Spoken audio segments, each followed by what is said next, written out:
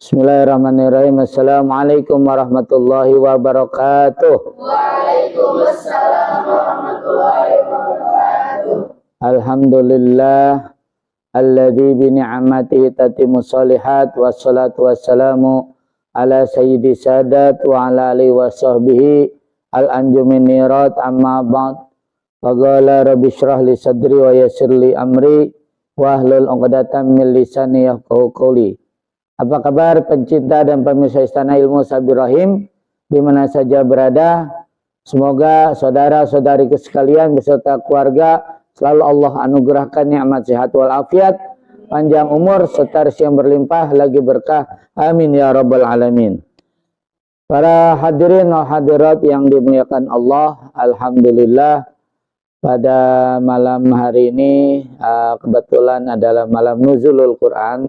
Malam diturunkannya Al-Quran, maka di sini saya akan menjelaskan bagaimana cara kita membiasakan untuk memperbanyak khatam Al-Quran, di mana Rasulullah SAW menjelaskan afdalu ibadati ummati qiraatul Quran. Seutama-utamanya ibadah umatku adalah membaca Al-Quran. Nah, di dalam membaca Al-Quran ini tentulah harus kita baca dengan tartil. Warattilil Qur'ana tartila. Artinya apa? Ai jawidhu tajwidan, ya, kata Imam Ali karramallahu wajhah. Jadi bacalah Al-Quran dengan tajwidnya. Jadi kita harus membaca Quran sesuai dengan tajwid, panjang pendeknya harus pas, jangan berkurang atau berlebih, ya. Oleh karenanya kita harus belajar yang namanya ilmu tajwid, ya. Nah itu supaya kita bisa memberikan yaitu hak-hak di dalam huruf-huruf Al-Quran sesuai dengan haknya masing-masing, dan juga kita disunahkan di dalam membaca Al-Quran itu dengan suara yang indah, ya, sebisa kita lah, ya. Jadi jangan sampai kita membaca Al-Quran itu dengan suara yang datar. Dalam hal kita banyak menghatamkan Al-Quran, nah kita tentunya bisa meniru atau meneladani para ulama salafus saleh, ya. Nah, bagaimana kebiasaan para ulama salafus saleh di dalam menghatamkan Al-Quran? Di sini dijelaskan di dalam kitab At-Tibyan fi Adabi Hamalatil Quran karangan Imam Nawawi, ya. Nah, annahum kanu yaqtimuna fi kulli syahrain, bahwasanya mereka para ulama salafus saleh itu menghatamkan Al-Quran dalam 2 bulan 1 kali, khotamatan wahidatan, ya. Nah itu wan ba'dihim, sebagian lagi dari ulama salafus saleh, ya, fi kulli syahrin khotamatun, ya. Ada yang di dalam 1 bulannya itu 1 khotaman, ya, berarti 1 hari 1 juz, ya. Wan ba'dihim, dan dari sebagian ulama salafus saleh itu ada yang fi kulli asri layalin, dalam setiap 10 malam, ya, khotamatun, itu 1 khotaman, ya. Nah itu berarti apa? Sebulan, ya, ada yang mereka itu 3 kali khatam Al-Quran, ya. Jadi setiap 10 hari khatam, ya. Nah itu. Wan dadin, dan diantara ulama salafus saleh itu fikuli sama nilayalin, ada yang khatam Al-Qurannya yaitu setiap 8 hari sekali, ya. Jadi setiap 8 hari, ya, itu 1 khotaman, ya. Nah, wanil aksarin fi kulli sab'i layalin, ya. Nah, dan kebanyakan ulama salafus saleh itu, ya, nah beliau-beliau menghatamkan Al-Quran fi kulli sab'i layalin, jadi setiap seminggu sekali, ya. Nah, ini yang ada kaitannya dengan apa yang saya telah tulis, ya, dan saya akan jelaskan, ya, yakni tentang program hatam Al-Quran selama seminggu, ya, itu dengan rumus fahmi bisyautin, ya. Nah, itu apa maksud fami bisyaukin itu ya? Jadi kita menghatamkan Al-Qur'an selama 7 hari ya, dari hari pertama sampai hari ke-7. Itu mah mau mulai dari hari apa aja bebas ya. Yang penting dari hari pertamanya, nah kita mulai membaca apa? Al-Fatihah, fa tuh ya, Al-Fatihah disingkat ya, fa sampai dengan surat An-Nisa ya. Nah, yaitu juz 1 sampai juz 6. Lalu hari keduanya ya, kita membaca surat Al-Maidah tuh ya, yaitu apa? Mim ya. Nah, M itu singkatan dari Al-Maidah ya. Nah, itu dibaca sampai dengan surat At-Taubah, akhir surat At-Taubah ya, yaitu juz 6 sampai juz 11 ya. Nah, itu. Kemudian di hari yang ketiga yaitu apa? Kita mulai membaca dari surat Yunus. Nah, ini disingkat dengan ya ini ya, di sini ya. Nah, itu ya, di sini. Nah, itu apa? Singkatan dari surat Yunus itu dibaca sampai dengan akhir surat An-Nahl ya, yaitu apa? Juz yang ke-11 sampai 14 ya. Nah, lanjut pada hari yang keempat ya.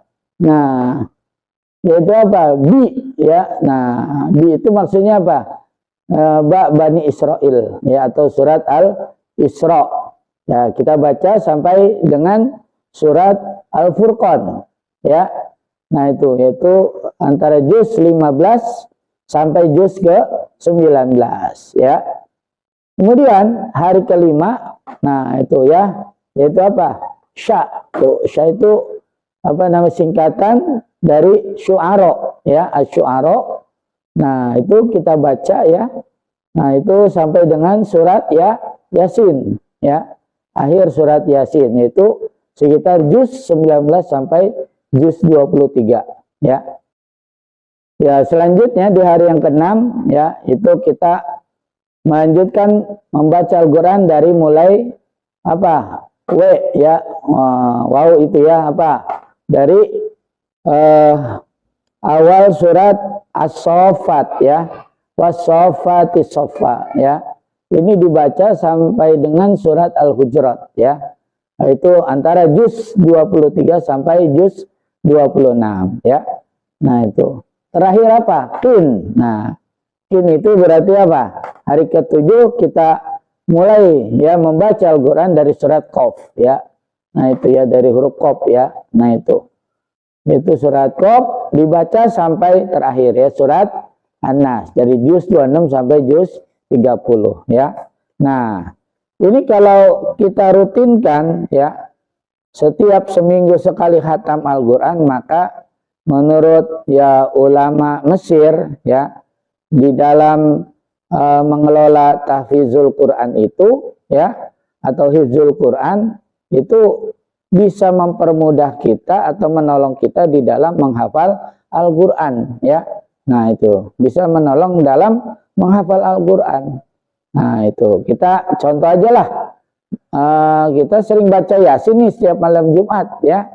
Seminggu sekali kan? Nah, itu karena kita sering tuh seminggu sekali baca Yasin ya, akhirnya lama-kelamaan apa? Hafal Yasin itu ya. Sama juga kalau kita ya dengan wasilah kita menghatamkan Al-Qur'an ya dalam durasi seminggu ya, maka ini bisa membantu siapa saja ya untuk bisa apa? Menghafal Al-Qur'an ya. Nah, itu. Ya pokoknya kalau dalam menghafal Al-Quran itu ya kita bisa belajar ya suri tauladan dari para sahabat Nabi ya. Jadi sahabat Nabi itu kan ada yang masuk Islamnya usia 40 tahun, ada yang 50 tahun, 60 tahun, 70 tahun gitu ya. Terus mereka apa? Ya menghafal Al-Quran. Lah itu kok bisa ya, aki-aki ya. Level aki-aki udah 50, 60, 70 tahun ya. Tapi mereka apa? Hafal Al-Quran, apalagi kita yang masih muda gitu ya. Jadi harus jadi apa? Motivasi ya. Jadi sahabat aja masuk Islam pada masa tua tapi bisa hafal Quran begitu ya. Nah, kenapa kita yang masih muda nggak bisa hafal Quran ya? Pasti lebih bisa lagi, apalagi masih tajam, masih encer ibaratnya ya. dalam menghafal Al-Quran itu ya. Nah itu, dan insya Allah kalau kita hafal Al-Quran itu ya minimal kita, kata Kiai Hasyim Muzadi almarhum ya, al-maghfurlah, itu beliau menjelaskan kita akan dapat dua hal ya kalau hafal Al-Quran ya. Satu udah pasti Allah bikin otak kita jenius ya, sangat cerdas ya. Yang kedua apa? Ya kita terjaga dari dosa ya. Kenapa? Ya kalau pengen hafal Al-Qur'annya bisa awet ya, dia harus sebisa mungkin menjauhi maksiat. Kalau kita hafal Al-Qur'an tapi masih suka maksiat ya jangan aneh kalau hafalan Al-Qur'annya ya cepat lupa gitu ya. Nah itu banyak sekali kita dapati ya, banyak orang yang hafal Al-Qur'an ya, terus ketika sudah dikubur ya berpuluh-puluh tahun lalu kuburannya ingin dipindahkan, ternyata jasadnya masih utuh ya, jadi tidak dimakan oleh tanah ya. Nah itu oleh ulat-ulat apa gitu kan. Nah, itu karena apa? Karena ya keistimewaan Allah bagi orang yang hafal Al-Quran, atau paling tidak dia rajin apa? Rajin menghatamkan Al-Quran lah seminggu sekali ya.